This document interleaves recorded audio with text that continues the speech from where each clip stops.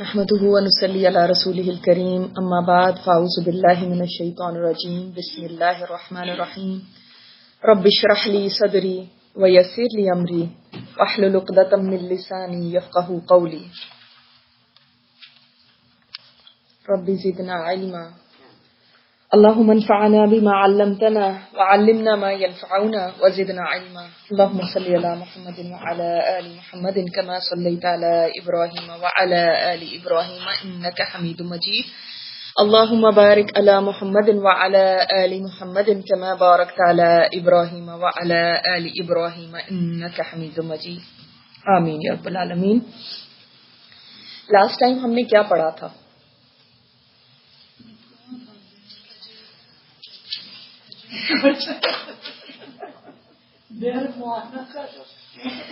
غیر معاونہ رجی کا واقعہ پڑھا تھا بالکل.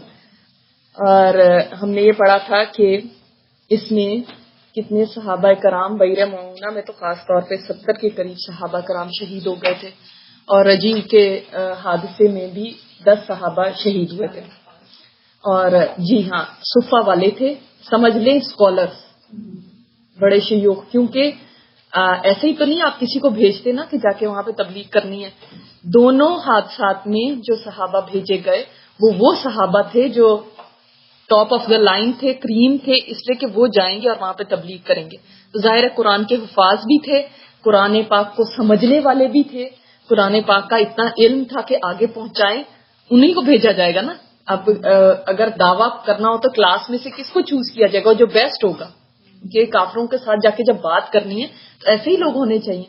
تو اتنے لوگ شہید ہوئے تھے اور آپ صلی اللہ علیہ وسلم کو آپ کو پتہ ہے کتنا رنج ہوا تھا اس بات کا.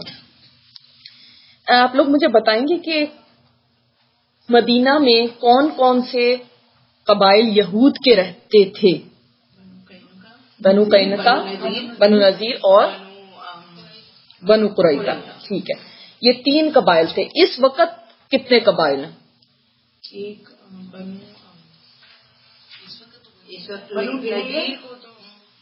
اس وقت جب ہم یہ پڑھ رہے ہیں، جس ہسٹری کے جس دور کے اندر ہم یہاں پہ ہیں، یہاں پہ پہنچے ہیں، اس وقت کتنے قبائل تھے وہاں پہ؟ جی کون کون سے؟ 2 اور بنو نذیر. جی، اور یہ نذیر نون دود کے ساتھ ہے.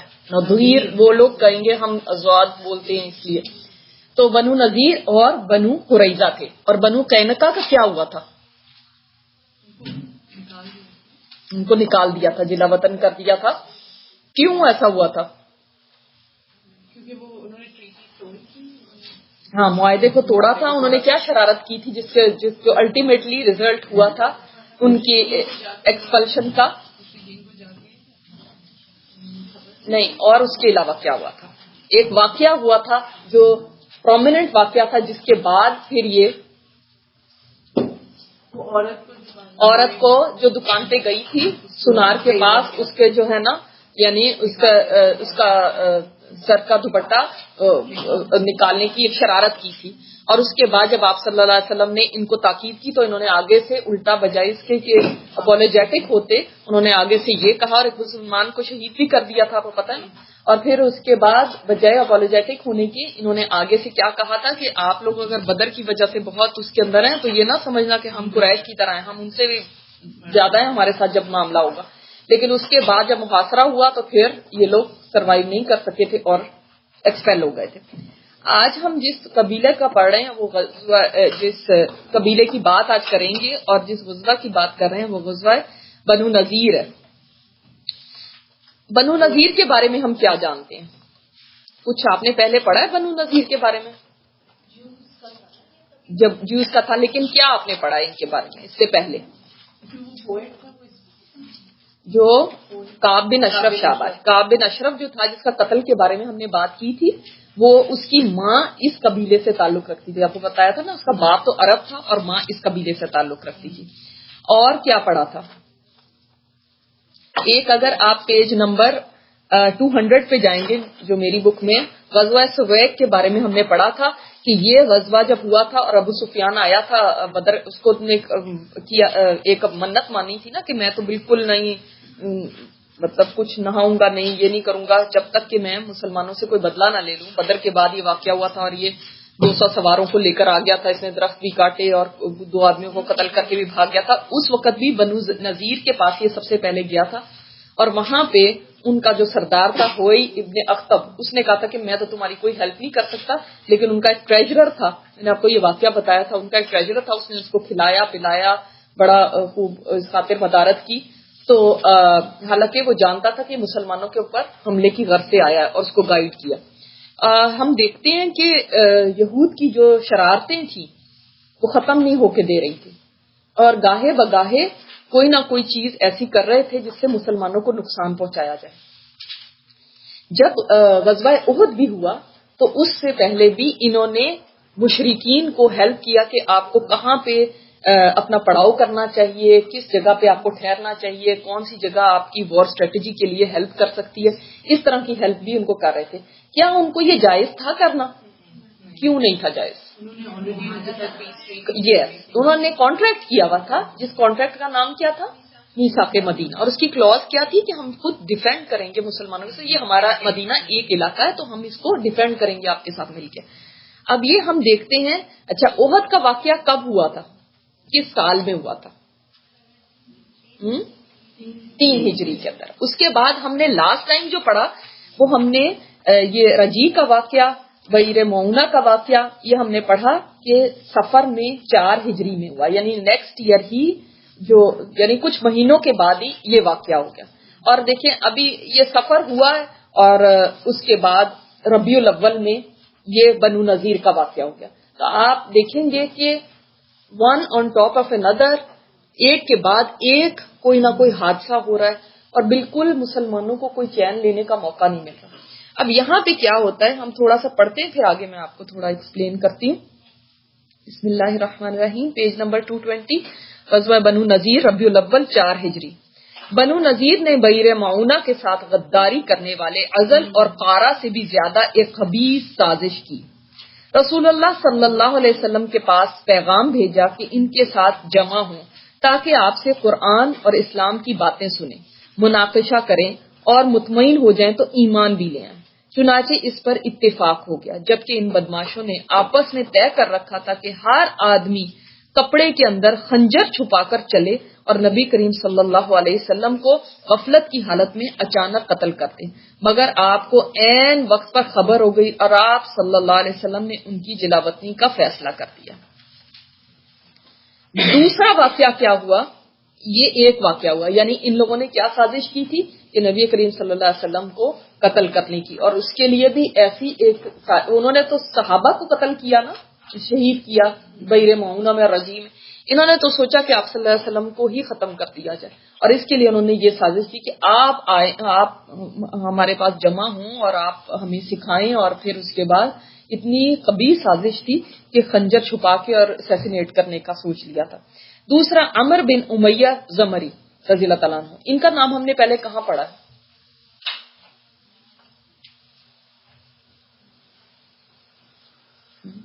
پڑھا بھی ہے کہ نہیں؟ کبھی سنا ہے یہ نام؟ سنا ہے؟ ہاں، یہ جو لکھا ہوا ہے عمر بن امیہ زمری، کون تھے یہ؟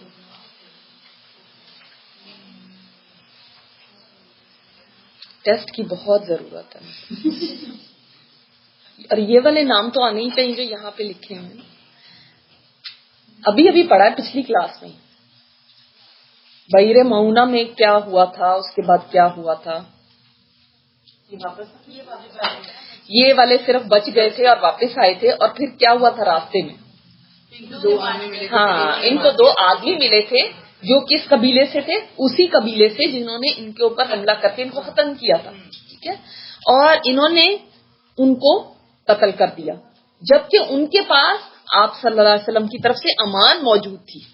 رائٹ، ان کے پاس امان موجود تھی. تو امان، ان کو نہیں پتا تھا کہ ان کے پاس امان موجود ہے. جب وہ ان کو قتل کر دیا، انہوں نے تو یہی سمجھا کہ یہ پورا کا پورا قبیلہ ہمارے خلاف ہو گیا اور انہوں نے ہمارے اتنے آدمی شہید کر دیے. تو ایک تو انتقام کا بھی تھا، دوسری کیا چیز تھی کہ ان کو یہ تھا کہ یہ سارے ہی ہمارے دشمن ہیں، کیونکہ ان سب نے ہم سے غداری کی ہے. ایک نے اگر ہم سے معاہدہ کیا تھا تو اس کے بعد کیا ہوا؟ 70 کو شہید کر دیا. تو اب یہ واپس جا رہے ہیں تو انہوں نے کہا کہ نہیں، اگر ان کو پتا چل گیا میں مسلمان ہوں تو یہ مجھے بھی ختم کر دیں گے. اس سے پہلے ہی انہوں نے ان کا کام تمام کر دیا. اب جب آپ صلی اللہ علیہ وسلم کو آ کے بتایا کہ میں نے تو ان کو راستے میں اس طرح قتل کر دیا، تو نبی کریم صلی اللہ علیہ وسلم نے اب یہ فرمایا، میں نے لاسٹ ٹائم بتایا تھا کہ دیت ہم ادا کریں گے. اچھا، دیت اس وقت کتنی ہوتی تھی؟ 100 اونٹ ایک شخص کی. اور دیت دینا ایک بندے کے لیے آسان نہیں ہوتا تھا. اور جب کہ جب میثاق مدینہ ہوا تھا تو ایک کلوز یہ بھی تھی کہ مدینہ کی پوری ریاست کے لیے جو بھی چیز سب کو افیکٹ کرے گی اس کا سب مل کے مقابلہ کریں گے. اگر کوئی دیت بھی ایسی ادا کرنی پڑی تو ہم سب مل کے ادا کریں گے. اس دیت کے لیے ہیلپ مانگنے کے لیے آپ صلی اللہ علیہ وسلم بنو نذیر کے پاس گئے، کیونکہ یہ ایک بہت مالدار قبیلہ تھا. یہودیوں میں بھی یہ ایک بہت مالدار قبیلہ تھا. تو اب یہ دیکھتے ہیں، کیونکہ آپ کو پتا ہونا چاہیے کہ آپ صلی اللہ علیہ وسلم ان کے پاس کیوں گئے تھے.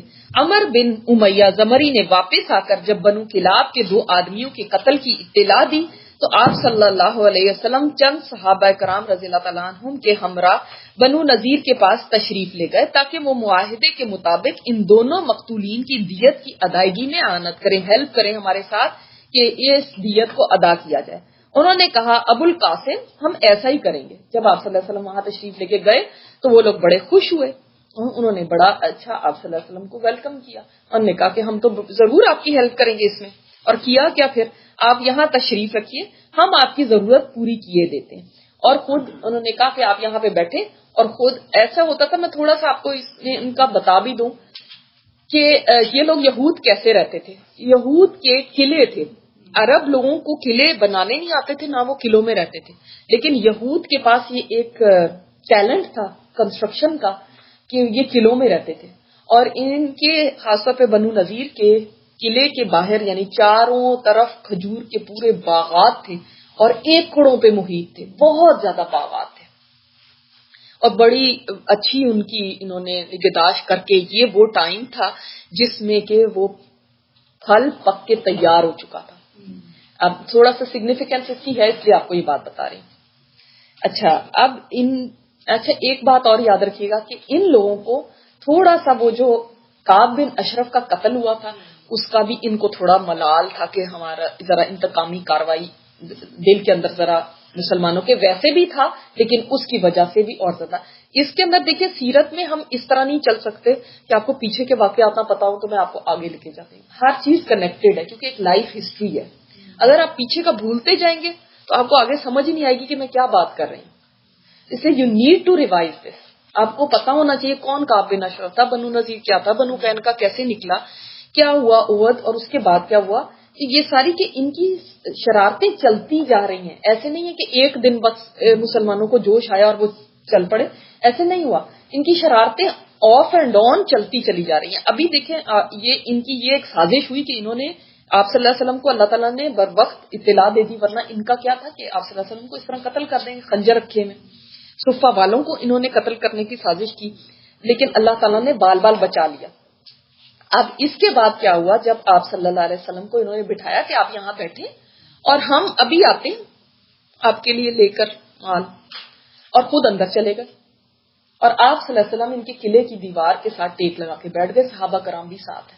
اور اندر جا کے یہ بات کرنے لگے کہ یہ تو بڑا اچھا موقع ہے کہ ہم ان کو ختم کر دیتے ہیں. یہاں پہ ایسا کرتے ہیں کہ ہم قلعے کے اوپر سے ایک چکی پھینک دیتے ہیں. یہ لوگ کیا کرتے تھے، قلعوں کے جو اب قلعوں کو دماغ میں لے کر آئے نا، اس کی جو فصیل ہوتی ہے اس پہ بھاری بھرکم پتھر اور ایسی چیزیں رکھتے تھے کہ جب کوئی بھی دشمن آئے تو اس کے اوپر پھینکے، وہاں سے اس طرح ڈیفینڈ کرتے تھے نا یہ. تو انہوں نے کہا ہم یہاں سے چکی پھینک دیتے، نیچے پڑے ہوئے ہیں تو خود ہی ختم ہو جائیں گے اور سارا معاملہ ختم ہو جائے گا. تو انہوں نے بہت ایزی لیا اس کو. اس وقت میں بھی کسی نے بیچ میں سے کہا، اللہ تعالیٰ نے فرمایا نا کہ یہ سب برابر نہیں ہوتے، اس میں بھی کسی نے کہا کہ نہیں یہ نہ کرو کیونکہ یہ معاہدے کی بھی خلاف ورزی ہے اور اس کے بہت سخت نتائج ہوں گے. تو یہ بہت اس نے کرنے کی کوشش کی ان کو کنونس، لیکن ایک نے کہا کہ نہیں یہی موقع ہے، اچھا موقع ہے، ان کو قتل کر دیا جائے، اور وہی غالب آ گیا. اب انہوں نے کیا کیا، جب یہ انہوں نے منصوبہ بنایا تو ادھر اللہ تعالیٰ نے جبرائیل علیہ السلام کے ذریعے آپ صلی اللہ علیہ وسلم کو اطلاع دے دی. اب پڑھتے ہیں. چنانچہ آپ صلی اللہ علیہ وسلم ایک دیوار سے ٹیک لگا کر انتظار میں بیٹھ گئے اور یہود آپس میں اکٹھے ہوئے تو ان پر شیطان سوار ہو گیا اور انہوں نے کہا کون ہے جو اس چکی کو لے کر اوپر جائے اور آپ کے سر پر گرا دے. اس پر بدبخت ترین یہودی عمر بن جہاش نے کہا جہاش اٹھا. ادھر جبرائیل علیہ السلام نے آ کر نبی کریم صلی اللہ علیہ وسلم کو ان کے ارادے کی خبر کر دی. چنانچہ آپ تیزی سے اٹھے اور مدینہ چلے آئے اور آپ صلی اللہ علیہ وسلم بغیر کوئی بات کیے ہوئے جبرائیل علیہ السلام کی طرف سے اطلاع کہ فوراً یہاں سے نکل کھڑے. آپ صلی اللہ علیہ وسلم فوراً اٹھے اور مدینہ روانہ ہو گئے اور صحابہ کو کچھ پتا نہیں ہے کہ کیا بات ہوئی ہے اور وہ پیچھے پیچھے جا رہے ہیں. بعد میں صحابہ کرام رضی اللہ تعالیٰ عنہم بھی آپ صلی اللہ علیہ وسلم سے آن ملے اور آپ نے انہیں سازش کی اطلاع دی. اب پتہ چل گیا. اسی کو سورہ مائدہ جنہوں نے یاد کی بھی آپ لوگوں کو پتا ہوگا, سورہ مائدہ کی 11 آیت میں اللہ تعالیٰ نے فرمایا اے ایمان والو اللہ کی نعمتیں یاد کرو. جب ایک قوم نے ارادہ کیا کہ تمہیں قتل کرنے کا تو اللہ تعالیٰ نے ان کے ہاتھوں کو روک دیا. یہ سورہ مائدہ میں 4 سال بعد یہ آیت اتری کہ جب اللہ تعالیٰ نعمتوں کی بات فرما رہے ہیں یاد دلانے کی تو یہ آیتیں اتری. اچھا ایک آپ کو بات بتا دوں کہ نیکسٹ ٹائم آپ سورہ حشر پڑھ کے آئیں گے کیونکہ سورہ حشر جو ہے وہ اس کو حضرت ابن عباس نے فرمایا کہ وہ اس کو سورہ حشر نہیں وہ سورہ بنو نذیر ہے, اس لیے کہ اس میں سارا قصہ بنو نذیر کا جو آپ پڑھ رہے ہیں وہ سارا قصہ ہی وہاں پہ 28ویں پارے میں. یہ سورہ حشر چھوٹی سی سورت ہے, بس اس کا ترجمہ آپ پڑھ لیں تو آپ کو آج کا جو لیسن ہے وہ سارا اس کے اندر مل جائے گا. اس کے بعد آپ صلی اللہ علیہ وسلم نے محمد بن مسلمہ رضی اللہ تعالیٰ عنہ کو یہود کے پاس بھیج کر کہلایا. محمد بن مسلمہ کون ہے؟ یہ تو صحابی رسول ہے. وہ کون ہے؟ آپ اگلی دفعہ ایسا کریے گا کہ جب جو لیسن پڑھنا ہو اس کو پڑھ کے اور اس میں جو جو صحابہ کے نام ہے ذرا چیک کر کے آیا کریں کہ وہ کون تھے. محمد بن مسلمہ جنہوں نے کعب بن اشرف کو مارنے کے لیے جب آپ صلی اللہ علیہ وسلم نے بھیجا تھا تو ان کو بھیجا تھا جنہوں نے جا کے یہ بات ساری کی تھی کہ مجھے لون دو اور ایسے کرو, وہ محمد بن مسلمہ تھے. ان کو یہود کے پاس بھیج کر کہلایا کیونکہ ان کی دوستی جاہلیت کے زمانے سے ان لوگوں کے ساتھ تھی, پرانے ٹرمز تھے, تو ان کو بھیجا آپ نے. مدینہ سے نکل جاؤ, اب میرے ساتھ یہاں نہیں رہ سکتے, تمہیں 10 دن کی مہلت ہے, اس کے بعد جو پایا جائے گا اس کی گردن مار دی جائے گی. یہ ایک الٹیمیٹم ان کو دے دیا گیا کہ اب آپ لوگ یہاں پہ نہیں رہ سکتے. آپ نے معاہدے کو توڑا ہے. کیوں اتنی سختی کی گئی؟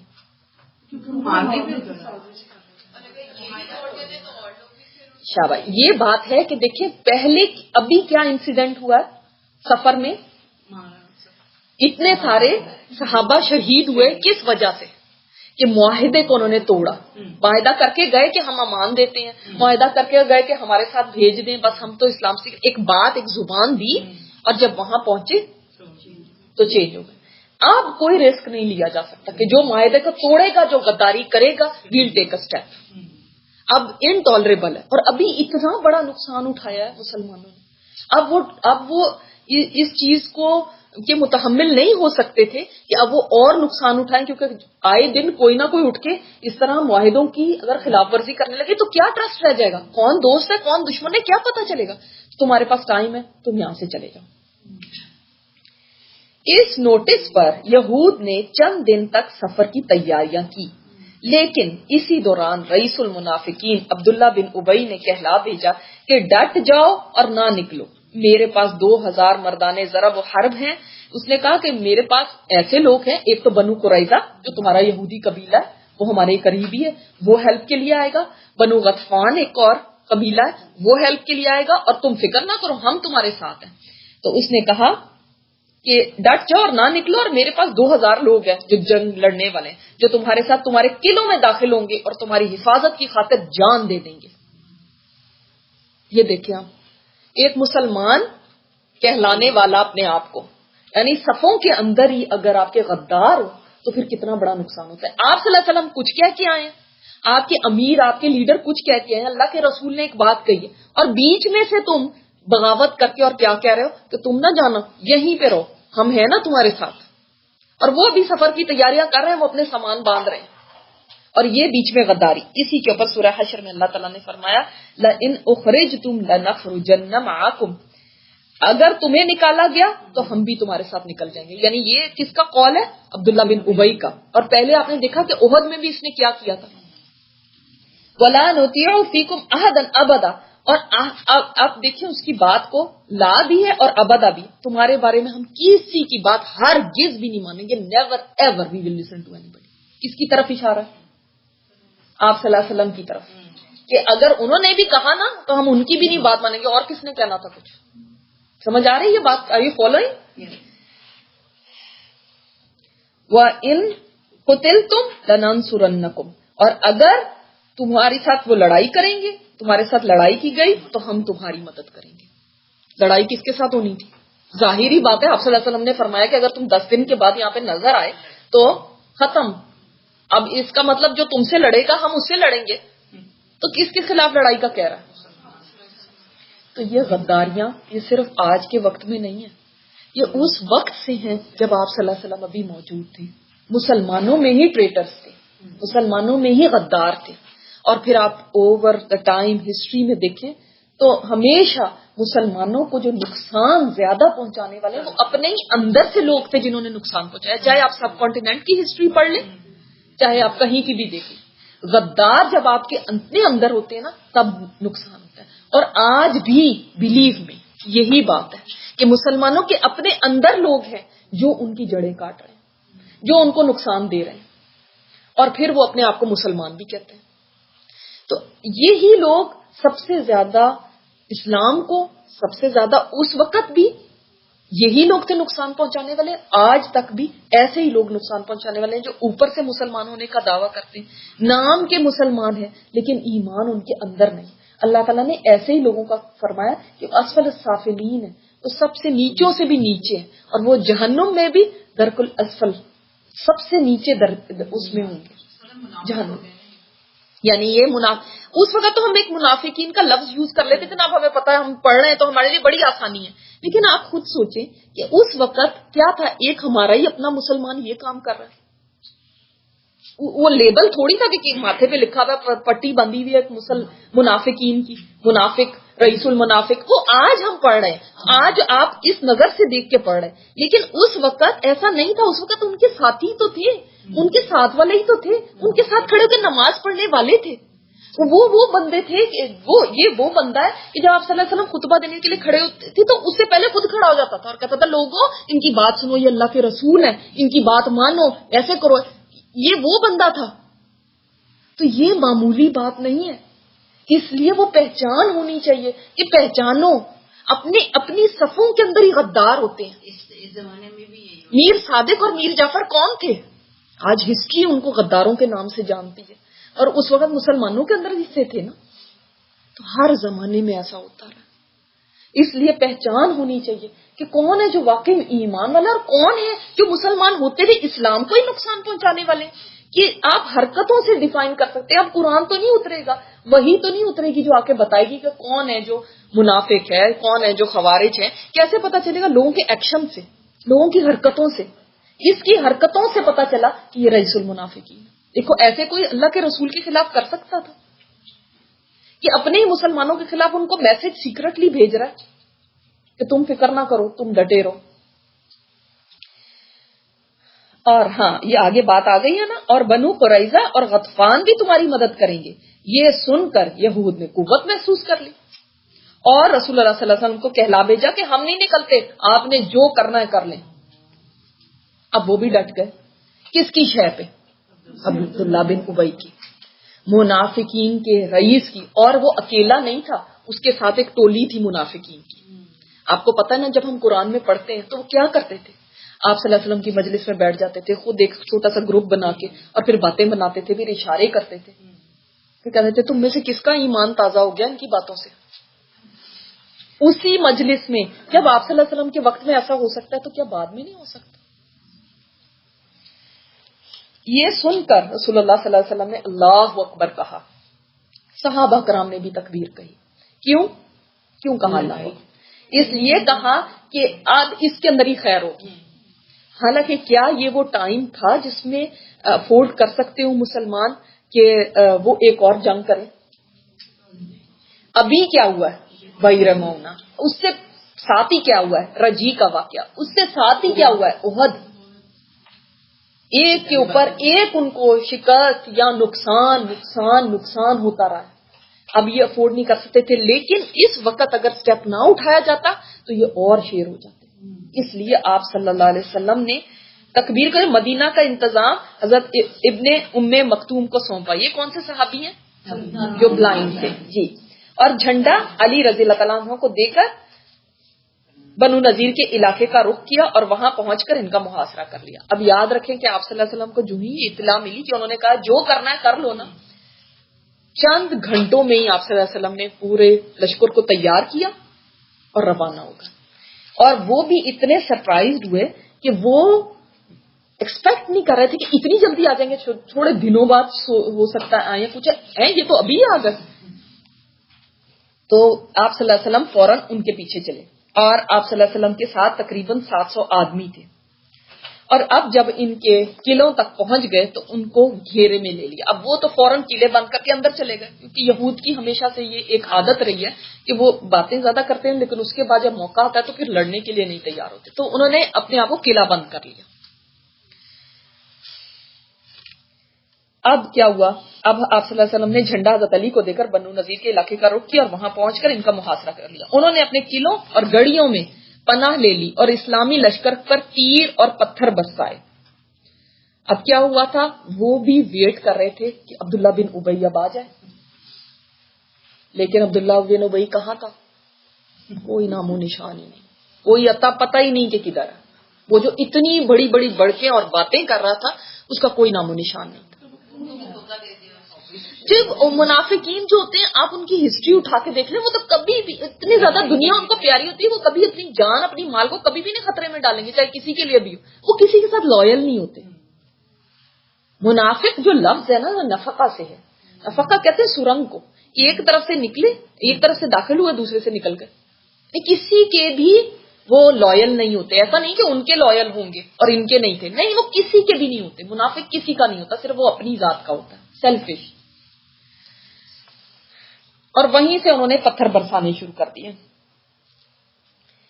اب یہ محاصرہ جاری رہا، لیکن چونکہ اچھا ایک اور بات اس میں شاید نہیں ہو تو میں آپ کو بتا دوں کہ اب آپ صلی اللہ علیہ وسلم نے جب محاصرہ کیا تو اس کے بعد آپ صلی اللہ علیہ وسلم بہت سارے صحابہ کو لے کر، تھوڑے وہاں پہ رہے، بنو نذیر کا محاصرہ انہوں نے کیا، اور بہت سارے صحابہ کو لے کے بنو قریظہ کی طرف گئے.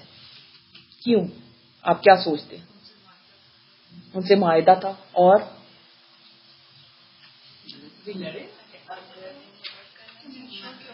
کس کی؟ نہیں، کس کی مدد کرنا چاہے؟ بنو نذیر. وہ یہودی قبیلہ، یہ بھی یہودی ہیں، وہ بھی یہودی ہیں. یہ نہ ہو کہ ہم ان کے محاصرہ کریں اور وہ پیچھے سے آ جائیں اپنے ساتھیوں کی مدد کرنے کے لیے. تو آر یو ود اس اور ود دیم؟ یہ اب بتاؤ. تو آپ صلی اللہ علیہ وسلم صحابہ کرام کو لے کے بنو قریظہ کے پاس گئے اور ان سے بات یہ کی کہ کیا آپ میثاق مدینہ کا جو کلوز ہے کہ آپ ہمارے ساتھ ہوں گے، کیا ابھی تک آپ اس کے پر قائم ہیں یا نہیں ہیں؟ ابھی ان کی بھی باری آئے گی بنو قریظہ کی، لیکن اس لیے آپ کو ہسٹری پتا ہونی چاہیے کیونکہ آپ کو پتا چلے کہ انہوں نے کتنی غداریاں کی ہیں. پہلے میثاق مدینہ میں بھی انہوں نے معاہدہ کیا اور اب پھر سے آپ صلی اللہ علیہ وسلم کو معاہدہ دیا کہ ہم آپ کے ساتھ ہیں. ابھی بھی یہ ٹائم ہے، اگر تم ان کے ساتھ ہو تو پھر ٹھیک ہے، تم ان یہود کے ساتھ ہو اپنے ساتھیوں کے، لیکن کیا تم ان کے ساتھ ہو یا ہمارے ساتھ ہو؟ تمہیں ایک کو چوز کرنا پڑے گا. اور انہوں نے کہا کہ ہم آپ کے ساتھ ہیں.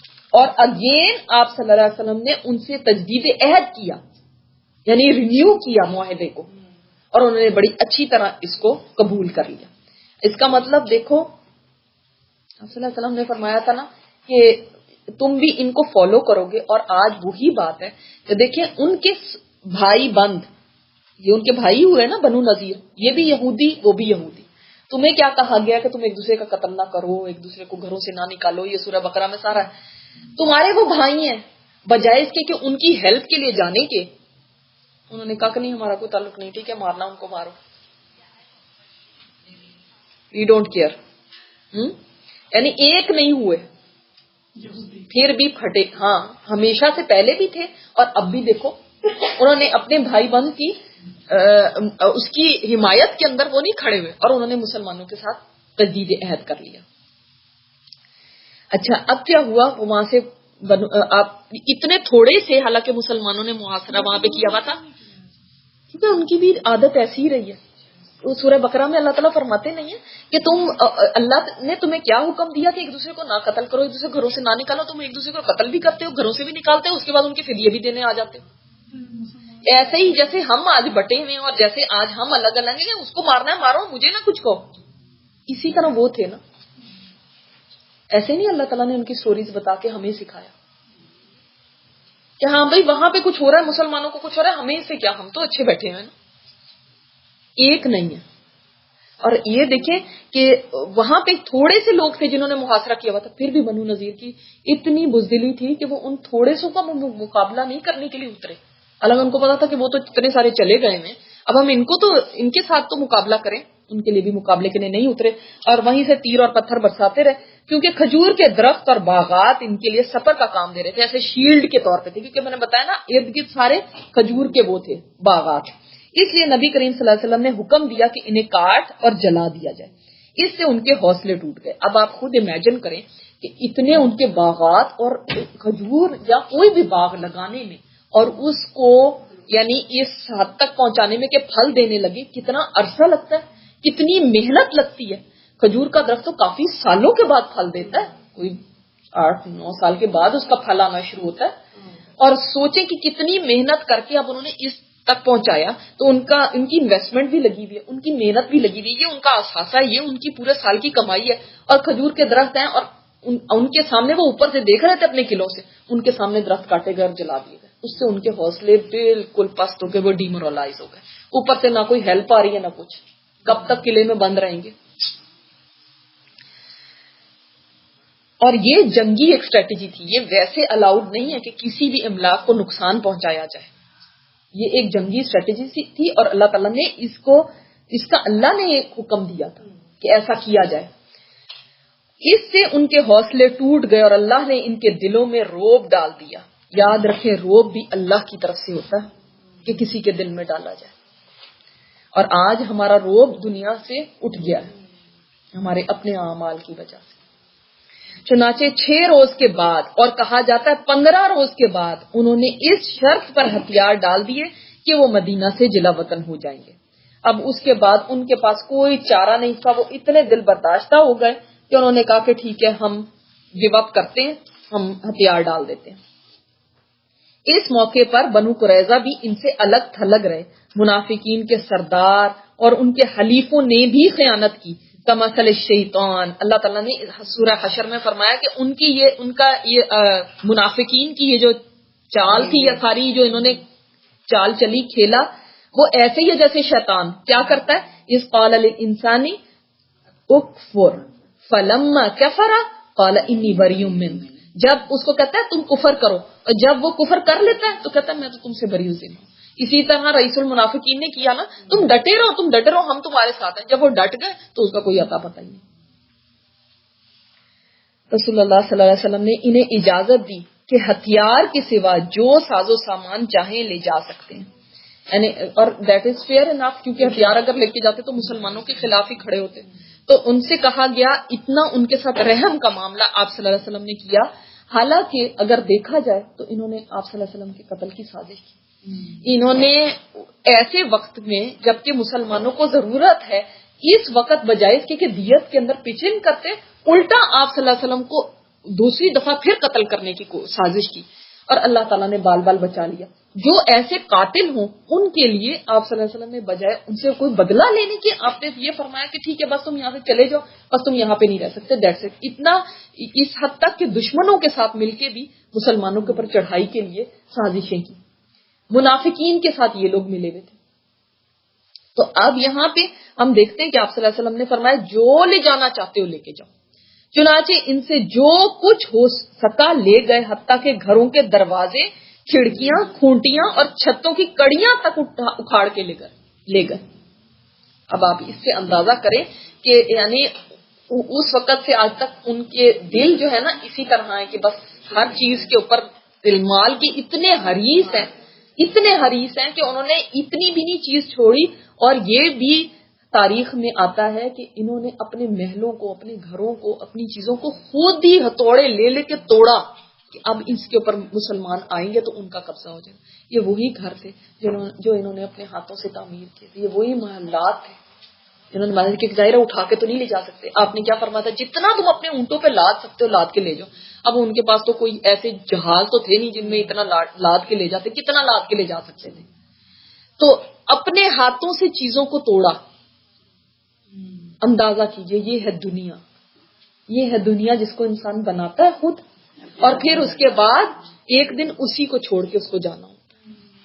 آپ دنیا میں یہاں پہ بھی دیکھیں، کئی دفعہ لوگ اپنے اتنے وہ کر کے اپنا پیٹ کاٹ کے گھر خریدتے ہیں، اس کے بعد بینکرپٹ ہو گئے یا وہ فور کلوجر میں چلا گیا، نہیں پے کر سکے، تو انہی گھروں کو توڑ کے جاتے ہیں۔ وہی گھر جو کتنے اس سے چاؤ سے خریدا ہوتا ہے اور کیسے ہوتا ہے، اپنے ہاتھوں سے توڑنا، یہ بھی ان کے لیے ایک سزا تھی کہ اپنی چیز، اور ہم نے تو کنسٹرکٹ نہیں کیا ہوتا، انہوں نے تو خود تعمیر کیے تھے وہ گھر، اور نسلوں سے وہاں پہ بس رہے تھے، آج کے نہیں تھے۔ ان کے لیے کتنی تکلیف دہ یہ چیز ہوگی۔ اب جب وہ اونٹوں کے اوپر رکھ کے یہ ساری چیزیں لے کے جا رہے تھے تو جو مدینہ کے لوگ تھے وہ جمع ہو گئے دیکھنے کے لیے، اور انہوں نے دیکھا کہ اتنا کچھ لادا ہوا اونٹوں کے اوپر کہ اونٹوں کی کمریں ٹوٹی جا رہی ہیں، اور خود پیدل چل رہے ہیں کیونکہ ذرا اونٹ پہ خود بیٹھیں گے یا سامان رکھیں گے، اتنا سامان لاد دیا۔ اور اس وقت پتا چلا کہ انہوں نے کتنے خزانے جمع کیے ہوئے تھے، سونے اور چاندی اور خزانے اور کیا کیا پتھر اور جواہرات انہوں نے جمع کیے ہوئے تھے جو وہ لاد کے لے کے جا رہے تھے۔ حتیٰ کہ آپ اس سے سوچ لیں کہ دروازے وغیرہ تک، کیونکہ دروازہ بھی ایک اس زمانے میں نا بڑی ایک ریئر چیز بھی تھی، اور جیسے یہ کارونگ اور جیسے یہ کام کرنا جانتے تھے، آج بھی آپ دروازوں پہ دیکھیں کتنا کام ہوتا ہے، تو وہ تک لے کر جا رہے تھے۔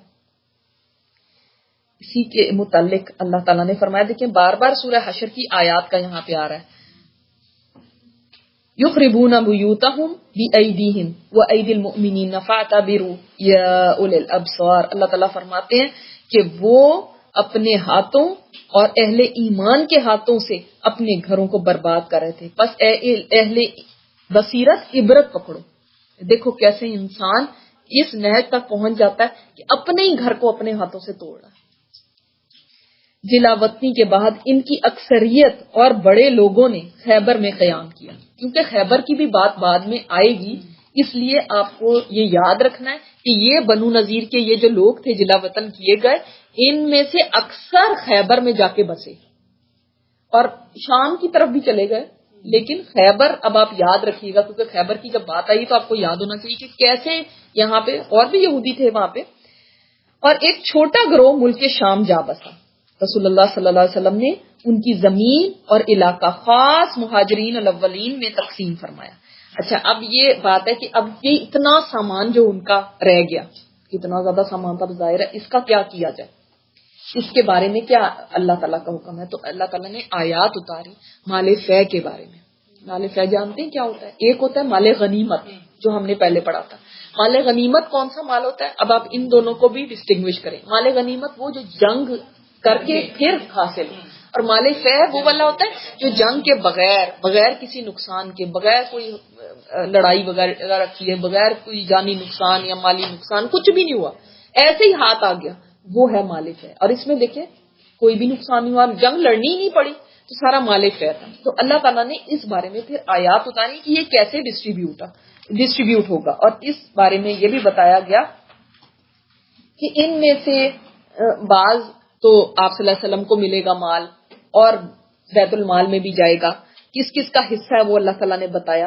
تو آپ صلی اللہ علیہ وسلم کی ایک اس کے اوپر چھوڑ دیا گیا کہ کس طرح سے اس کو پھر آگے کس کو دیں گے۔ تو آپ صلی اللہ علیہ وسلم نے یہ مال ان مہاجرین کو دیا جو اپنے گھر بار اور سب کچھ چھوڑ کے مکہ سے آئے تھے، اور اب ان کے پاس یہاں پہ تو کچھ بھی نہیں تھا، انصار پہ ڈیپینڈنٹ تھے۔ اب یہ جو مال بھی ان کو دیا گیا اور زمین بھی دی گئی، وہ جو باغات تھے ایکڑوں کے اوپر اتنے زیادہ، اس میں سے مہاجرین کو دیا گیا تاکہ اب ان کی ڈیپینڈنسی انصار کے اوپر کم ہو۔ اور اللہ تعالیٰ نے انصار کے لیے پھر کیا، انصار کے دل میں آ سکتا تھا کہ ہمیں تو کچھ ملا ہی نہیں۔ دیکھیں فائدہ تو ایک ہوا کہ مہاجرین کو جب دیا تو اب ان پہ ڈیپینڈنٹ نہیں رہیں گے نا انصار پہ، تو ان کے اوپر سے لوڈ کم ہو جائے گا، ٹھیک ہے۔ دوسرے یہ کہ یہ بھی تھوڑے سے اپنے پیروں پہ کھڑے ہونے کے قابل ہو جائیں گے، تھوڑا بیلنس ہو جائے گا، اتنے انصار کے پاس تھے تھوڑا ان کے پاس بھی کچھ ہو جائے گا۔ لیکن انصار کے دل میں تو یہ خیال آ سکتا تھا نا کہ ہمیں کیا ملا، تو اللہ تعالیٰ نے سورہ حشر انشاءاللہ جب آپ پڑھیں گے تو اتنی پیاری آیات ان کے لیے اتاری انصار کے لیے. یہ اب سسپینس رہے گا، آپ لوگ جب جا کے پڑھیں گے تو اس طرح سے ہی آپ پڑھیں گے کہ کیا اللہ نے ان کے لیے اللہ نے کیا ان کے لیے آیات اتاری کہ جو ان کے لیے تھی خاص، کہ جو ہے نا انہوں نے جو قربانی دی ہے اللہ تعالیٰ نے ان کا حوصلہ بڑھا دیا. اتنی پیاری ان کے لیے بات فرمائی. اور صرف 2 انصاری ابو دجانہ اور سہل بن حنیف کو ان کی تنگ دستی کے سبب اس میں سے عطا فرمایا. 2 انصاری بھی صحابی ایسے تھے جن کو عطا فرمایا. اس سے ہمیں کیا پتہ چلتا ہے؟ دیکھو انسان دنیا میں اگر اللہ کی خاطر کچھ چھوڑتا ہے نا تو اللہ تعالیٰ کمپنسیٹ کر دیتا ہے. مشکل حالات آئے لیکن اللہ تعالیٰ نے دیکھو کس طرح ان کو ریوارڈ کیا. تو کبھی مال کے پیچھے انسان اس کے چھوڑنے کے پیچھے ایسا غم نہ کرے کہ اس غم میں گھلتا رہے کہ ہائے مجھے یہ چھوڑنا پڑا اللہ کی خاطر، وہ چھوڑنا پڑا اللہ کی خاطر. اگر اللہ کے لیے واقعی چھوڑا ہے نا تو اللہ اس دنیا میں بھی عطا کرتا ہے. اس کے علاوہ آپ اسی میں سے اپنی ازواج مطہرات کا سال بھر کا خرچ نکالتے تھے اور اس کے بعد جو کچھ بچتا تھا اسے جہاد کی تیاری کے لیے ہتھیار اور گھوڑوں کی فراہمی میں صرف فرماتے تھے. آپ نے ان کے پاس سے 50 خود جو ہیلمٹس ہوتے ہیں اور 300 تلواریں بھی پائیں. یہ اب یہاں تک ہمیں بنو نذیر کا سارا قصہ پتا چلا کہ بنو نذیر کا کیا قصہ ہوا تھا. تھوڑا سا اس دوران کیا کیا ہوتا رہا وہ تھوڑا سا آپ کو بتا دوں تاکہ وہ بھی اس کے ساتھ ہی پھر آ جائے گا انشاءاللہ. کہ جب محاصرہ کیا ہوا تھا بنو نذیر کا اس وقت وہ آیات اتری جو شراب کی حرمت کی تھی.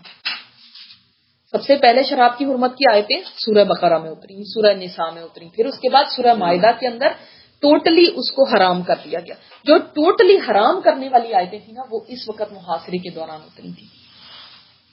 دوسری ایک اہم بات یہاں پہ جو تھی وہ یہ تھی کہ سنن ابی داؤد میں آتا ہے کہ ابن عباس فرماتے ہیں کہ جاہلیت میں ایسا ہوتا تھا، ایک سپرسٹیشس ان کی یہ بات تھی کہ جو انصار کی یا یہ عرب عورتیں تھیں یہ اگر ان کا بچہ بچتا نہیں تھا یعنی زندہ نہیں رہتا تھا فار اینی ریزن ختم ہو جاتا تھا، پریگنینسی نہیں رہتی تھی، تو یہ منت مان لیتی تھی کہ اگر ہمارا بچہ زندہ بچا، اللہ ہمیں زندہ بچہ دے دے تو ہم اس کو یہودی بنائیں گے.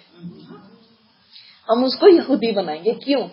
اس لیے کہ ان کے ذہنوں میں یہودی ایسے تھے کہ جیسے بڑے اوپر اپر لیول کے لوگ، اہل علم، اہل کتاب، یہ تو خود ہی ان کے اندر ایک سمجھ لیں اپنے اندر ایک کمپلیکس تھا کہ یہ ہم سے زیادہ بڑھ کے ہیں، کتاب والے جو تھے اور ہم تو نہیں، تو ہم اس کو یہودی بنائیں گے.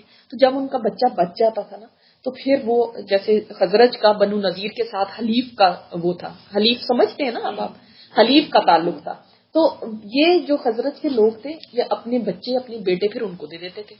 اب آپ سوچیں سچویشن کیا آ گئی، وہ یہاں سے جلا وطن ہو رہے ہیں اور ان کے جو بچے ہیں وہ ان کے پاس ہیں اور وہ بچے بڑے ہو چکے ہیں. اب کیا وہ بچے نہیں، اب ظاہر ہے وہ ان کے پاس، سمجھ لیں انہوں نے اڈاپٹ کر لیا. بچے تو ان کے ہی ہیں لیکن مطلب انہوں نے اڈاپٹ کر لیا، انہوں نے یہودی بنا لیا، انہی کے پاس رہتے ہیں، انہی کے پاس ہے، انہی میں سے ہو گئے، انہوں نے انہی میں شادیاں کر لی، مگر بچے تو ان کے ہیں نا. اب جب وہ جانے لگے تو انہوں نے کہا کہ یہ ہمارے بچے لے کے جا رہے ہیں، ہم تو نہیں جانے دیں گے. انہوں اپنے بچوں کو کہنے لگے تم مسلمان ہو جاؤ. اب وہ کہاں مسلمان ہوتے تھے. تب یہ آیتیں جو ہم سورہ بقرہ میں پڑھتے ہیں نا، لا اکراہ فی الدین، یہ تب اتری قد تبین الرشد من الغی، کہ اللہ تعالیٰ نے تو رشد اور غی کو صاف واضح کر دیا ہے، تم نہیں اس کو زبردستی کر سکتے. لا اکراہ فی الدین، دین میں زبردستی جبر نہیں ہے کہ آپ ان کو جب تک بچے تھے تب تک ان کو سکھاتے یا کرتے. اب وہ جوان ہو گئے، اگر اب وہ نہیں آ رہے اس دین کے اندر آپ زبردستی. اب ماں باپ تو کیا چاہ رہے ہیں کہ ہائے یہ کسی طرح ہو جائے. اب سوچیں سچویشن ایسے ماں باپ کی کیا ہوگی اس وقت کہ ہائے کسی طرح یہ اسلام لے آئے. ہاں تو اس میں کیا ان کو تھا پرابلم، تو یہودی بنا لیا نا انہوں نے. اب وہ تو انہی کے ہو گئے نا. اب آپ سوچیں کہ وہ بچے تو نہیں کہہ سکتے، اب تو نوجوان کہہ لیں، وہ لوگ بلونگ تو بایولوجیکلی تو ان سے ہی کرتے ہیں لیکن وہ اب اسلام میں بھی نہیں آنا چاہتے، اور اگر اسلام میں نہیں آؤ گے تو انہی کے ساتھ تم بھی جلا وطن ہوگے. یہ کتنی تکلیف دہ بات تھی. تو اس وقت یہ آیات اتری لا اکراہ فی الدین، اور اللہ تعالیٰ نے بتا دیا کہ جبر اسلام میں نہیں ہے. اسی لیے آپ ہسٹری میں اٹھا کے دیکھیں، جب بھی اسلامی حکومت رہی جو صحیح اسلامی حکومت، ان کے انڈر مائنورٹیز رہیں اور ان کو آزادی تھی کہ اپنے دین کو آپ پریکٹس کریں. یہ نہیں ہم کہتے کہ تم صحیح ہو، لیکن ہم یہ کہتے ہیں کہ تمہیں بھی آزادی ہے دین کو پریکٹس کرنے کی. کبھی مسلمانوں نے جبر کے ساتھ، یہ جو کہتے ہیں نا تلوار سے اسلام پھیلا، یہ بالکل ٹوٹلی غلط ہے. جس کی کتاب کے اندر لکھا ہو لا اکراہ فی الدین، وہ جبر کیسے کر سکتا ہے؟ اللہ نے منع کر دیا. اب یہ ایک طرح سے یہود کی حمایت میں بات تھی نا لا اکراہ فی الدین، ورنہ ان کو پکڑ کے یہاں سے کر دیا جاتا تم بھی مسلمان ہو نہیں تم ان کے. جیسے آج ہم سمجھتے ہیں کہ شاید بس اس طرح کر کے کسی کو زبردستی مسلمان کر دیجیے، اگر مسلمان نہیں ہے تو تم ختم ہو جاؤ. نہیں، تم جاؤ، تم اسی طرح رہنا چاہتے ہو جاؤ. تو ان ماں باپ کو منع کر دیا کہ آپ نہیں ان کو زبردستی مسلمان کر سکتے، اور وہ انہی کے ساتھ چلے گئے. تو اس کے بارے میں آتا ہے ابو داؤد میں روایت ہے، میں آپ کے سامنے رکھ دیتی ہوں کہ جب بنو نذیر کو مدینہ سے جلا وطن کیا جانے لگا تو ان کے ساتھ وہ یہودی جوان بھی تھے جو نسلی طور پر تو اوس اور خزرج سے تعلق رکھتے تھے، لیکن ان کی ماؤں نے محض منتیں مان کے بچوں کو یہودی بنا دیا. اب انصار کہنے لگے یہ ہمارے بیٹے ہیں، ہم اپنے بیٹوں کو نہیں چھوڑیں گے. اور اللہ تعالیٰ کہہ رہا ہے لا اکراہ فی الدین. اللہ اکبر، یہ کتنا ایک بڑا ان کے لیے بھی امتحان تھا. اور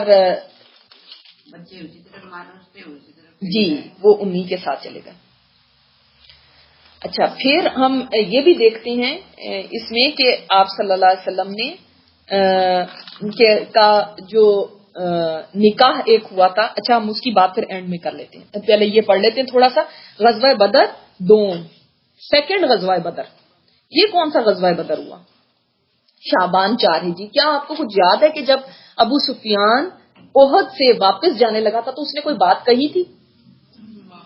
ہم آئیں گے اگلے سال، آپ کے ساتھ بدر میں ملاقات ہوگی. بہت تو بڑا مشکل تھا ان کے لیے شاید لڑنے کا بھی، تو بدر میں اگلے سال آپ سے ملاقات ہوگی. اب مسلمانوں نے یہ تیاری شروع کر دی کیونکہ وہ ٹائم آ رہا تھا. شعبان 4 ہجری، ٹھیک ہے.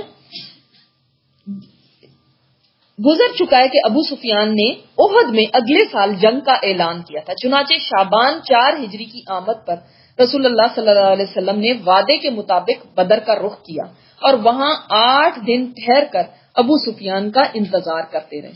آپ صلی اللہ علیہ وسلم کے ساتھ 1,500 کا لشکر تھا اور 10 گھوڑے تھے. جھنڈا علی بن ابی طالب کو دیا تھا اور مدینہ کا انتظام عبداللہ بن رواحہ کے سپرد کیا تھا. ادھر ابو سفیان بھی 50 سوار سمیت 2,000 کا لشکر لے کر روانہ ہوا اور مر الزہران پہنچ کر مجنہ کے مشہور چشمے پر پڑاؤ ڈالا.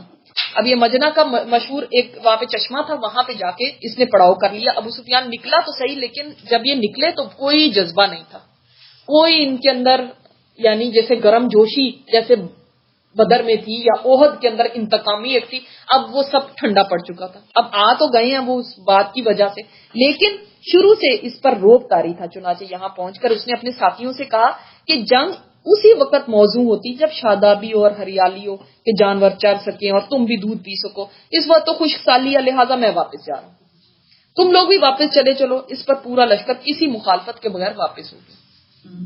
یعنی just for the sake of it وہ آئے تو صحیح، لیکن کیونکہ ایک طرف ایمان ہے نا اور دوسری طرف کفر کا کیا جذبہ ہوگا. سوچیں کس کے لیے لڑ رہے ہیں. صرف حمیت کے لیے انسان کچھ دیر تو لڑ سکتا ہے، ہمیشہ نہیں لڑ سکتا. یا انتقام کے لیے، انتقام کا تو ہو گیا، اب کیا جذبہ رہ گیا؟ کچھ بھی نہیں. تو اب اس نے جب یہ سجیشن دی تو فوراً سارے مان گئے اور فوراً واپس چلنے کو تیار ہو گئے.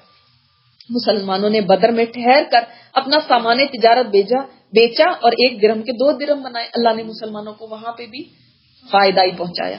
پھر اس شان سے واپس آئے کہ ہر دشمن پر ان کی دھاک بیٹھ چکی تھی اور ہر جانب امن و امان قائم ہو چکا تھا. چنانچہ 1 سال سے زیادہ گزر گیا اور دشمنوں کو کچھ کرنے کی جرت نہ ہوئی. اب یہ دیکھیں بنو نذیر کا واقعہ جو ہوا تھا نا، اس کی وجہ سے کچھ ان کے اوپر روب باقیوں پہ ہو گیا، اور دوسرا یہ واقعہ ہوا کہ مسلمان تو جا کے ان کے انتظار میں بیٹھے رہے، وہی ڈر کے مارے نہیں آئے، تو ان پہ روب طاری ہو گیا لوگوں پہ باقی جو تھے. اس کی بطور رسول اللہ صلی اللہ علیہ وسلم نے آخری حدود تک امن پھیلانے کا موقع پایا. چنانچہ ربیع الاول 5 ہجری میں ڈاکوؤں کی سرکوبی کے لیے دومت الجندل تشریف لے گئے اور یہاں ہر 4 جانب امن و امان کا دور دارا ہو گیا. اب انشاءاللہ تعالی اس کو ہم تھوڑا سا اور ڈیٹیل میں بعد میں دیکھیں گے. آپ کو میں اس سے پہلے ایک اور بات کی طرف آنا چاہتی ہوں، اور وہ یہ ہے اس سے پہلے کہ ٹائم ختم ہو جائے، کہ ابھی تک آپ صلی اللہ علیہ وسلم کی یہ جنگوں کو ہم دیکھ رہے ہیں، ٹھیک ہے، لیکن ابھی ہم آپ صلی اللہ علیہ وسلم کی پرائیویٹ زندگی جو نجی لائف ہے آپ صلی اللہ علیہ وسلم کی، اس میں کیا ابھی تک دیکھ چکے ہیں؟ کچھ یاد ہے آپ کو؟ حضرت خدیجہ کی وفات کے بعد آپ صلی اللہ علیہ وسلم کی شادی کس کے ساتھ ہوئی؟ حضرت سودا کے ساتھ، اور اس کے بعد حضرت عائشہ رضی اللہ عنہا، اور اس کے بعد میں نے آپ کو بتایا تھا حضرت حفصہ کے ساتھ۔ ہم یہاں تک دیکھ چکے ہیں کہ حضرت حفصہ کے ساتھ شادی ہوئی۔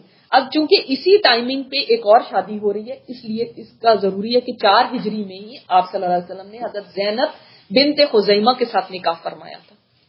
حضرت حفصہ کا تو میں نے آپ کو بتا دیا تھا نا، اور حضرت حفصہ کے یہ بھی آتا ہے کہ حضرت حفصہ کے جو شوہر تھے وہ جنگ احد کے اندر اتنے زیادہ زخمی ہو گئے تھے، بعض جگہ پہ آتا ہے کہ نہیں بدر کے بعد ہی اتنے زخمی تھے کہ پھر وہ چونکہ فوت ہو گئے، تو اس کے بعد آپ صلی اللہ علیہ وسلم نے نکاح ان کے ساتھ فرما لیا تھا۔ اور حضرت زینب بنت خزیمہ، اچھا آپ صلی اللہ علیہ وسلم کی 2 بیویوں کے نام حضرت زینب، ایک زینب بنت جہش ہے اور ایک زینب بنت خزیمہ، دونوں میں فرق آپ کو پتا ہونا چاہیے، اس لیے کیونکہ یہ جو زینب بنت خزیمہ ہے یہ قریش میں سے نہیں تھی، یہ نجد کے علاقے سے تھی، اور ان کے ساتھ آپ صلی اللہ علیہ وسلم نے جب نکاح کیا تھا تو کچھ ہی مہینوں کے بعد یہ وفات پا گئی تھی، اس لیے ان کی بہت زیادہ ہسٹری ہمارے پاس نہیں ہے، بہت زیادہ روایات ان کے بارے میں نہیں کہ کیا ہوا تھا، مگر یہ بھی حضرت حضرت عبیدہ بن الحارث کی بیوی تھی۔ آپ کو یاد ہوگا اگر کہ بدر میں نے آپ کو بتایا تھا 3 لوگ مبارزت کے لیے آگے گئے تھے، 3 کون تھے؟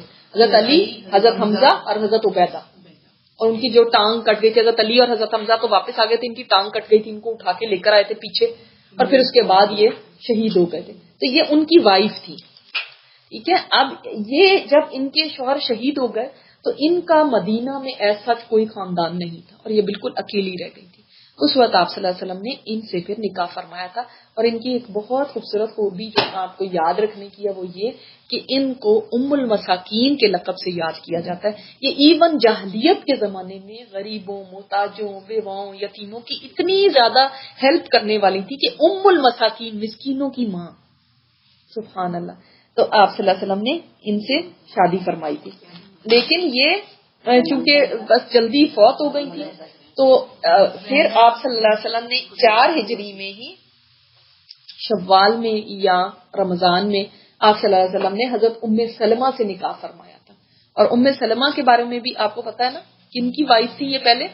ابو سلمہ کی، اور انہوں نے بھی پہلے حبشہ کی طرف بھی ہجرت کی تھی اور اس کے بعد مدینہ کی طرف بھی ہجرت کی تھی۔ اس زمانے میں عورتوں کے لیے ہجرت کرنا بہت مشکل تھا، لیکن انہوں نے اس وقت بھی ہجرت کی اور بعد میں بھی، اور ان میاں بیوی کے درمیان بہت زیادہ محبت تھی، آپس میں بہت زیادہ تعلق تھا، بہت ایک دوسرے کے ساتھ یعنی محبت سے رہنے والا کپل تھا یہ۔ اور یہ کہا جاتا ہے کہ جس وقت احد میں ان کے شوہر ابو سلمہ شدید زخمی ہو گئے تھے، وہاں سے نکال کے آپ حضرت حفصہ کی واقعے سے نکال کے یہاں پہ ام سلمہ کا یہ واقعہ کہ احد میں ان کے شوہر بہت شدید زخمی ہو گئے تھے، تو وہ وہاں پہ نہ لکھیں۔ اور زخمی تو ہوئے تھے لیکن زندہ تھے اور واپس بھی آ گئے تھے، لیکن ان کا زخم ٹھیک نہیں ہو سکا، اور اسی زخم کے اندر وہ بستر مرگ پہ تھے جب، تو اتنی زیادہ آپس میں محبت تھی کہ حضرت ام سلمہ ان کے پاس آئیں، اور ایسے پتہ چل رہا تھا کہ اب ان کا تقریباً آخری ٹائم ہے، بستر مرگ پہ تھے، ڈیتھ بیڈ پہ، تو وہ آ کے کہنے لگی ان سے کہ اگر کوئی جنتی آدمی فوت ہو جائے اور اس کی بیوی اس کے بعد نکاح نہ کرے تو وہ اس کے ساتھ جنت میں ملے گی، اور اگر کوئی جنتی عورت ہے وہ فوت ہو جائے اور اس کا شوہر اس کے بعد نکاح نہ کرے تو وہ دونوں ملیں گے جنت میں۔ یعنی کہنے کا مقصد ان کا ظاہری بات ہے، فوت تو وہ ہو رہے تھے مگر ان کو ڈائریکٹلی نہیں کہا کہ میں آپ کے بعد شادی نہیں کروں گی، یہ کہا کہ اگر کوئی جنتی مرد یعنی فوت ہو جاتا ہے اور اس کی بیوی اس کے بعد نکاح نہیں کرتی تو وہ جنت میں ملیں گے۔ اب اشارہ اسی طرف تھا۔ ابو سلمہ اس کا جواب دیتے ہیں، کیا تم میرا ایک کہنا مانو گی، ایک میری بات مانو گی؟ تو کہنے لگی ہاں۔ فرمایا کہ میرے مرنے کے بعد تم شادی کر لینا، اور دعا کی کہ اے اللہ اس کو وہ خامن دینا جو میرے سے بہتر ہو، جو میرے سے زیادہ اس کو اچھا رکھے اور اس کو کبھی کوئی تکلیف نہ ہونے دے۔ سبحان اللہ، ایک آدمی کی زبان سے ایسی بات نکلنا کتنی بڑی بات ہے. یہی تھی جنہوں نے پڑھا تھا. جی جی جی، اسی کی طرف میں آ رہی ہوں کہ انہی کا یہ واقعہ ہے کہ ایک دفعہ ان کے شوہر خوشی خوشی گھر آئے اور انہوں نے فرمایا کہ آج میں نے ایک ایسی بات سیکھی ہے کہ جب بھی کوئی مصیبت آئے، جب بھی کوئی انا للہ و انا الیہ راجعون اور اللہم اجرنی فی مصیبتی واخلف لی خیرا منہا یہ پڑھا جائے. تو کہتی ہیں کہ جب ابو سلمہ فوت ہوئے اور میں نے یہ پڑھا تو ساتھ میرے دل میں یہ بات تھی کہ مجھے ابو سلمہ سے زیادہ اچھا شوہر کون مل سکتا ہے. دیکھیں اب اس سے زیادہ اندازہ آپ کر سکتے ہیں کہ ان کو اپنی بیوی کا اتنا خیال تھا کہ میرے بعد ہی کیسے اکیلی رہے گی، ورنہ کہتے کہ ہاں بالکل نہ شادی کرنا میرے بعد. اور جب وہ خود کہہ رہی ہیں تو ان کو کہہ رہے ہیں اور دعا بھی دے رہے ہیں کہ اللہ میرے سے بہتر شوہر دے. تو کہتی میں نے کہا کیسے مجھے مل سکتا ہے ان سے بہتر کوئی آدمی. تو ان کو جب ان کی عدت ختم ہوئی تو ابوبکر صدیق رضی اللہ عنہ نے ان کو پروپوز کیا تھا، لیکن انہوں نے انکار کر دیا. اس کے بعد آپ صلی اللہ علیہ وسلم خود ان کے گھر تشریف لے کر گئے تھے اور ان کو پروپوز کیا. تو انہوں نے آگے سے جیسے ہمارے جیسے لوگ تو بہت ایکسائٹیڈ ہو جاتے ہیں نا، بچوں کا بھی کوئی اچھا رشتہ آ جائے تو انتہائی ایکسائٹیڈ کہ اب تو استخارہ کرنے کی بھی ضرورت نہیں. کچھ ماؤں کو میں کہتی ہوں آپ استخارہ کر لیں تو کہتی نہیں اس میں استخارہ کیا کرنا، کہیں استخارے میں کچھ غلط نہ آ جائے. یعنی اس حد تک کیونکہ استخارے سے میرا یہ کام نہ رک جائے. تو پھر میں ان کو سمجھاتی ہوں کہ نہیں بھائی استخارے سے کام نہیں رکے گا، آپ کو جو اتنا پسند ہے اگر آپ کو یہ رشتہ تو ایسی کوئی مسئلہ نہیں آئے گا، آپ کے لیے بہتری جو ہوگی وہی ہوگی. تو دیکھو سبحان اللہ، کیونکہ وہ بہت عقل مند تھی تو انہوں نے آپ صلی اللہ علیہ وسلم نے جب رشتہ بھی ڈالا تو انہوں نے آگے سے فوراً نہیں کہہ دیا ہاں. ایون حضرت زینب بنت جہش کا یاد رکھیں کہ انہوں نے آپ صلی اللہ علیہ وسلم نے جب رشتہ ڈالا تو انہوں نے فرمایا میں استخارہ کروں گی پہلے کس کا رشتہ ہے، اور انہوں نے فرمایا میں استخارہ کروں گی پہلے اپنے رب سے مشورہ کروں گی. تو اب ہم سوچتے ہیں استخارے کی تو کوئی ضرورت ہی نہیں ہے کیونکہ ہمیں اچھا لگ رہا ہے کوئی رشتہ. تو اچھا انہوں نے فرمایا کہ یا رسول اللہ میں تو اس سے بہت راضی ہوں، آپ نے جو مجھے اس قابل سمجھا، لیکن میری 3 باتیں ہیں کہ میں وہ آپ کے سامنے رکھنا چاہتی ہوں. ایک یہ کہ میں عورت ہوں، میرے اندر غیرت ہے، اور آپ کی اور بھی بیویاں ہیں، تو کہیں یہ نہ ہو کہ مجھے کسی دن غیرت آ جائے کسی بیوی کے اوپر تو آپ مجھ سے ناراض ہو جائیں اور اللہ مجھ سے ناراض ہو جائے. تو آپ صلی اللہ علیہ وسلم نے فرمایا کہ نہیں اس بارے میں تو نہیں فکر کرو کہ میں اللہ سے دعا کروں گا اللہ تعالیٰ تمہارے لیے یہ چیز تمہیں نہیں غیرت آئے گی. انہوں نے کہا دوسری یہ کہ میری عمر تو اب ڈھل رہی ہے، یعنی اتنی بھی نہیں تھی کہ بوڑھی ہوں مگر ظاہر ہے بالکل ٹین ایجر یا 20s میں تو نہیں تھی. تو آپ جبکہ جوان ہیں، آپ کے پاس بیویاں ہیں اور بیویاں حضرت عائشہ حضرت حفصہ بھی ینگ تھیں کیونکہ بے شک وہ بیوہ ہو گئی تھی لیکن پھر بھی ان کی ایج جب ان کی شادی ہوئی تھی تو بہت چھوٹی تھی. بلکہ کہا جاتا ہے کہ جب آپ صلی اللہ علیہ وسلم کو نبوت ملی تو اس سے کچھ تقریباً 4-5 سال پہلے ہی وہ پیدا ہوئی تھی، تو وہ بھی بہت ینگ تھی. تو آپ کے پاس تو اور جوان بیویاں اور میری عمر اب تو آپ صلی اللہ علیہ وسلم نے فرمایا کہ اس کی بھی فکر نہ کرو، جو عارضہ تمہیں لگا ہوا ہے وہی مجھے لگا ہوا ہے، یعنی میں بھی تو ڈھلتی عمر ہے. پھر انہوں نے فرمایا تیسری بات ہے کہ میرے بچے ہیں اور میرے پاس بچے ہیں تو یہ نہ ہو کہ آپ کو تنگ کریں یا کچھ ہے تو اس سے میں وہ ہوتی ہوں. تو آپ نے فرمایا کہ نہیں تمہارے جو بچے ہیں تمہارے جو اہل ہیں وہ میرے اہل ہیں، تمہارے بچے میرے بچے ہیں. سبحان اللہ. دیکھیں اس کے بعد انہوں نے آپ صلی اللہ علیہ وسلم سے شادی کی تھی اور ان کا ایک عقل مندی کا واقعہ یہ ہے کہ جب بعد میں انشاءاللہ ہم پڑھیں گے کہ حدیبیہ میں انہوں نے ہی مشورہ دیا تھا آپ صلی اللہ علیہ وسلم کو کہ جب صحابہ کرام بات نہیں یہ تو نہیں کہہ سکتے بات نہیں سن رہے تھے مگر صحابہ کرام اس چیز پہ راضی نہیں ہو رہے تھے کہ کیسے ہم عمرہ کیے بغیر چلے جائیں جب آپ کو یہ خواب آیا تو انہوں نے کہا تھا یا رسول اللہ آپ جا کے کریں یہ خود ہی آپ کو فالو کریں گے. یہی تھی جو ام سلمہ کی عقل مند تھی. تو یہ چونکہ آپ کو بتانا ضروری تھا کہ بیچ میں آپ صلی اللہ علیہ وسلم کی شادیاں بھی ہوئی اور میں نے آپ کو جب حضرت حفصہ کا بتایا تھا ان کی شادی کا تو میں نے آپ کو خود بتایا تھا حضرت فاطمہ رضی اللہ عنہ کی شادی بھی حضرت علی کے ساتھ جو ہوئی تھی اس کا بھی میں نے اس وقت آپ کو بتایا تھا. اور یہی وہ ٹائم تھا جب کہ حضرت حسن پیدا ہوئے تھے، یعنی 4 ہجری کے ہی اراؤنڈ ٹائم تھا. یہ چونکہ میں ایک ہی سال چل رہا ہے اس لیے میں چاہ رہی ہوں کہ آپ ساری چیزوں کو ہی اکٹھا لکھ لیں کیونکہ ہم اگر صرف جنگوں کا ہی دیکھتے رہیں گے تو پھر صرف ایک جنگ سے دوسری پہ ہم جمپ کرتے رہیں گے. لیکن آپ صلی اللہ علیہ وسلم کی ظاہر ہے ایک پرائیویٹ لائف بھی تو چل رہی تھی اس دوران. تو اس وقت حضرت حسن پیدا ہوئے تھے اور حضرت حسن جب پیدا ہوئے تھے تو آپ صلی اللہ علیہ وسلم نے حضرت علی نے آ کے آپ صلی اللہ علیہ وسلم کو اس کی اطلاع دی تھی اور آپ صلی اللہ علیہ وسلم نے پوچھا فرمایا کہ میرا بیٹا مجھے لا کے دکھاؤ. ان کو اپنا بیٹا کہتے تھے. تو آپ صلی اللہ علیہ وسلم نے پوچھا حضرت علی سے کہ اس کا کیا نام رکھا ہے؟ تو حضرت علی نے فرمایا کہ اس کا نام میں نے حرب رکھا. حرب کیا ہوتا ہے؟ جنگ. میں نے جنگ رکھا کیونکہ اس زمانے میں مطلب یہ نام بڑے پسند کیے جاتے تھے کہ لڑکے کا نام ہے اور جنگ ہو اور مطلب بڑا مطلب مینلی نیم ہے. لیکن آپ صلی اللہ علیہ وسلم نے فرمایا نہیں، یہ تو حسن ہے. سبحان اللہ، یہ تو حسن ہے، یعنی خوبصورت پیارا. تو اور ہمیں آپ صلی اللہ علیہ وسلم کی یہ سنت بھی پتا ہے کہ آپ صلی اللہ علیہ وسلم کو اگر کوئی نام ایسا لگتا تھا کہ جو صحیح نہیں ہوتا تھا تو آپ صلی اللہ علیہ وسلم اس کو بدل دیتے تھے. جیسے ایک بچی کا نام برا تھا یعنی نیک، تو آپ صلی اللہ علیہ وسلم نے اس کا نام زینب رکھ دیا تھا کہ نہیں، اپنی پاکیزگی جس میں بیان ہو رہی ہو کہ میں پاکیزہ ہوں یا میں بہت نیک ہوں، یہ پسندیدہ چیز نہیں ہے. اللہ ہی ہے جس کو پاکیزہ کرے، اللہ ہی ہے جس کو پاک کرے. انسان اپنی پاکی خود نہیں بیان کر سکتا. تو یہ حضرت حسن کے بارے میں تھا. اور آپ کو پتا ہے کہ آپ صلی اللہ علیہ وسلم ان کو اسی طرح چاہتے تھے جیسے اپنی سمجھ لیں سکی اولاد کو، بلکہ ان کو اپنے بیٹے فرماتے تھے کہ میرے بیٹے. اور آپ کو بہت سارے واقعات پتہ ہوں گے حضرت حسن اور حضرت حسین رضی اللہ تعالیٰ عنہ کے کہ کس طرح آپ صلی اللہ علیہ وسلم ایک دفعہ دیکھ رہے ہیں خطبہ دینے کے لیے کھڑے ہیں، تو آپ صلی اللہ علیہ وسلم نے دیکھا کہ دونوں بچے بھاگے آ رہے ہیں اور سرخ جبے پہنے ہوئے ہیں اور ایسے یعنی جیسے گرنے لگے ہیں اپنے کپڑے. تو آپ صلی اللہ علیہ وسلم منبر سے نیچے تشریف لے کر آپ صلی اللہ علیہ وسلم نے ان کو اٹھا لیا. اور اس وقت آپ صلی اللہ علیہ وسلم نے فرمایا کہ اللہ تعالیٰ نے فرمایا انما اموالکم واولادکم فتنہ. تو واقعی یہ ہے کہ انسان کے لیے یہ ایک آزمائش ہے کہ دیکھو کہ میں اس سے اتر کے اور ان کو اٹھایا. اور اسی طرح آپ صلی اللہ علیہ وسلم نے حضرت حسن کو گود میں اٹھایا ہوا تھا اور ان کو اٹھا کے خطبہ ارشاد فرمایا آپ صلی اللہ علیہ وسلم نے. اور یہ بھی فرمایا، یہ بخاری میں حدیث ہے کہ میرا یہ بیٹا سید ہے یعنی سردار ہے میرا یہ بیٹا، اور ایک دن آئے گا جب یہ صلح کرائے گا دو بڑی جماعتوں کے درمیان. اور واقعی آپ صلی اللہ علیہ وسلم مسلمانوں کی دو بڑی جماعتوں کے درمیان، یہ حدیث بخاری میں.